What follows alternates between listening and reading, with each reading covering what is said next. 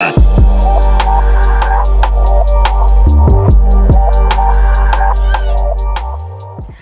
and welcome to Physio Media, where we talk about all things physiotherapy related. My name is Surabhi. I've been a physiotherapist for over 7 years, and today I'm going to talk about injury management. Because of COVID, I actually wasn't able to go into my clinic and see my patients, so a lot of my patients weren't able to receive treatment. And because it is summer now, I'm seeing a lot more children playing outside, so I'm assuming there have been a lot more injuries as well. Because of this, I figured it would be helpful to make videos to help people like you struggling at home with injuries.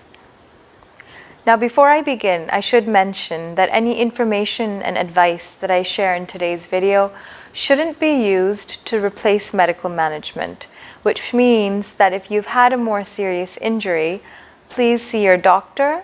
You might require imaging and you might benefit from some medication. Let's begin. Physio 101 recommends to follow the PRICE protocol for injury management. PRICE stands for protection, rest, ice, compression, and elevation. I'm going to talk about each of these in a little bit more detail. P for protection. As the name suggests, protection refers to protecting the area that's just been injured. You're trying to prevent further injury from happening. You're also trying to prevent any secondary issues from arising. Protection can be done by not using the body part. You can also use a brace or a splint to immobilize and limit your movement, and that should help protect the area as well. R for rest.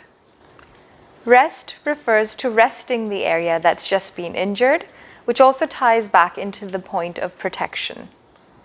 The purpose of rest is to help the area heal. Remember that using an injured area actually slows down the healing, especially in the initial stages. By resting, you're also helping to reduce any inflammation that has happened already and trying to prevent any future swelling or inflammation from occurring. So if you've had an injury in the leg or the ankle, avoid going for a daily walk or run. And if you've had an injury to the back, avoid any heavy lifting, pushing, pulling, and carrying. If you've injured your arm or your shoulder, you want to avoid any heavy lifting, carrying, reaching, and elevation. I for ice. So this is probably the most commonly asked question I get in my practice.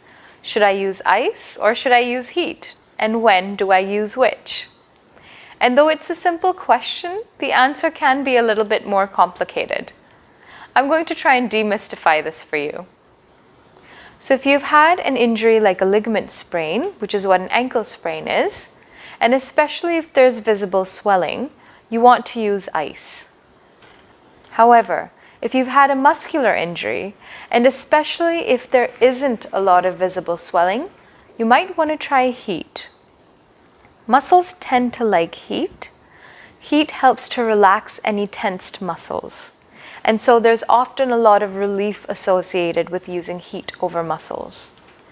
Conversely, ice can actually increase muscle spasming, which can further increase pain. So if heat isn't working for you, try ice. If ice isn't working for you, try heat. We have our personal preferences. And if neither work, stay away from both of them. The important thing is that you listen to your body. Your body knows best. C for compression. By compression, we're referring to using a compression bandage. Now, if you don't have one at home and you have a brace lying around, you could try using a brace, but a bandage is most often preferred. It's surprising how many times I've seen patients bandaging areas incorrectly. Done incorrectly, bandaging can actually restrict circulation, which is extremely important for an injured area. Here are some tips to bandaging correctly. You want to start the bandaging from a distal point working your way proximally, which means you want to start off at a point further away from the midline and work your way closer to the midline. So for an example, for your wrist, you would start from away and work towards. And if you were bandaging your ankle, you would start closer to the toes, working your way up to the leg. You want to follow a figure of 8 or a crisscross pattern. Make sure you're not wrapping and wrapping to form a tourniquet, which can actually reduce or restrict circulation.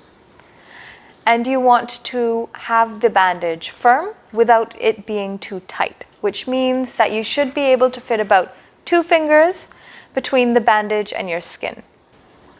If you're interested in learning how to bandage correctly, please keep an eye out for my future videos. I'll be making videos on how to bandage most joints in the body the right way. E for elevation. Elevation ties back into the points of protection and rest. By elevating, we're trying to reduce any swelling that has happened already and trying to prevent any future swelling from occurring. By elevating, you're also not using the area, which goes back into the point of rest and allowing for healing. If you've had an injury like an ankle sprain, you want to elevate perhaps on a stool or a chair. If you've injured your wrist or your arm, and especially if there's bleeding, you want to elevate above the level of the heart. And that's because it's more difficult for the blood to flow and for the heart to pump against gravity rather than towards gravity. And there you have it, folks. That's Physio 101 on injury management. If you liked this video, please like. If you found this video interesting or helpful, please subscribe to my channel. Keep an eye out for future videos on bandaging. And until next time, this is Surabhi saying ciao for now.